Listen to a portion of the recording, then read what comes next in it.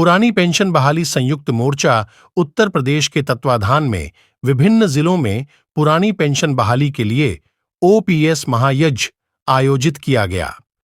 कर्मचारी संगठनों द्वारा विभिन्न संगठनों द्वारा ये कार्यक्रम भी आयोजित हो रहा है, आंदोलन भी हो रहा है। आज उसी कड़ी में पुरानी पेंशन बहाली संयुक्त मोर्चा के तत्वाधान में महायज्ञ का आयोजन हुआ है। क्या है पूरा?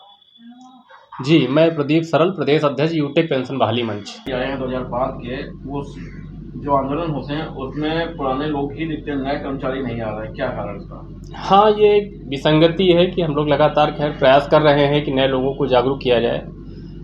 अब पुराने लोग जो है, क्योंकि संगठनों में जो दायित्व है पुराने लोगों के पास ही अभी भी हैं और नए लोग अभी दायित्वों की जिम्मेदारी नहीं ले पाए हैं, फिर भी पर काफ़ी हद तक निकल रहे हैं लोग, ऐसा नहीं है।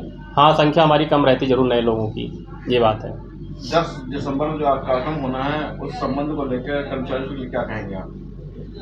देखिए, 10 दिसंबर को हम लोग जंतर मंतर नई दिल्ली में प्रदर्शन करने जा रहे हैं और इस मुद्दे पर वहाँ डॉक्टर मंजीत सिंह जी हैं दिल्ली में, तो उनके नेतृत्व में हम लोग ये कार्यक्रम करेंगे और हमारा प्रयास रहेगा कि हम सरकार को इस मुद्दे पर, जो कमेटी भी काम कर रही है, सरकार ने कमेटी बनाई है नई पेंशन की समीक्षा के लिए, हम दबाव डालेंगे कि उसमें सरकार जो है नई पेंशन व्यवस्था को समाप्त करके पुरानी पेंशन व्यवस्था लागू करे। और हमारा प्रयास यही है कि सरकार को हम आश्वस्त करें कि नहीं, हमें पेंशन जो है हमारे लिए जीवन मरण का प्रश्न है और बुढ़ापे में जब कुछ नहीं काम देता तो पेंशन ही काम देती है। यदि 10 दिसंबर आंदोलन के बाद भी सरकार नहीं चेती तो क्या करेंगे आप? या 10 दिसंबर के बाद भी नहीं चेती है तो भाई बड़े स्तर पे हम, क्योंकि आगामी चुनाव है और ठंडी का मौसम आने वाला है, चुनाव होने वाला है, तो उसके लिए हम लोग बैठ के रणनीति बनाएंगे कि आगे सरकार का कैसे हम प्रदर्शन करें, विरोध करें उसका और उसको हम अपने पक्ष में लाने का प्रयास करें। कर्मचारियों को ऐसी सरकार मिली है जो हर पोर्टल पे बहुत अच्छा काम कर रही है। ऐसी सरकार अभी तक आई नहीं स्वतंत्रता के बाद, और इस सरकार को हम प्रमाण पत्र नहीं दे रहे हैं, पूरे प्रदेश के और देश की जनता दे रही है।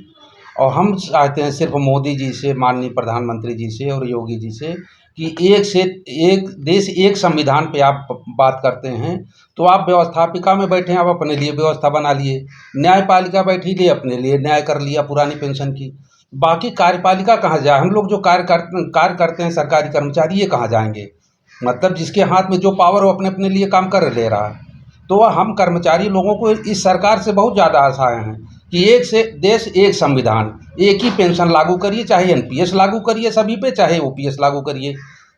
जो आपका हमेशा से नारा रहा, सबका साथ, सबका विकास, सबका विश्वास, सबका प्रयास। तो आपको क्या लगता है लोकसभा चुनाव से पहले विकास होगा? आप लोग का कुछ काम? बिल्कुल, इस सरकार से बहुत अपेक्षाएं हैं, जनता भी इनके साथ है, कर्मचारी भी इनके साथ हैं, लेकिन इस लोकसभा चुनाव से पहले कर्मचारियों के जो मन को आहत पहुंची है, पीड़ा पहुंची है, उसको दूर करने का काम प्रधानमंत्री मोदी जी करेंगे। लोकसभा चुनाव से पहले अगर आपकी मांगे नहीं पूरी हुई तो क्या करेगा? फिर हम अपने लोकतांत्रिक तरीके से ही उनसे मांगेंगे। कोई हम लोग सरकारी कर्मचारी हैं किसी तरीके, तो उसके हमारे लिए संविधान लागू होता है।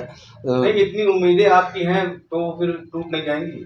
उम्मीदें क्यों टूटेगी? आदमी प्रयास करता रहता, मांगता रहता, टूटेगी क्यों उम्मीदें? और वो कोई सरकार अभी तक रही है 2004 के बाद, और सरकारों ने तो नहीं दिया है।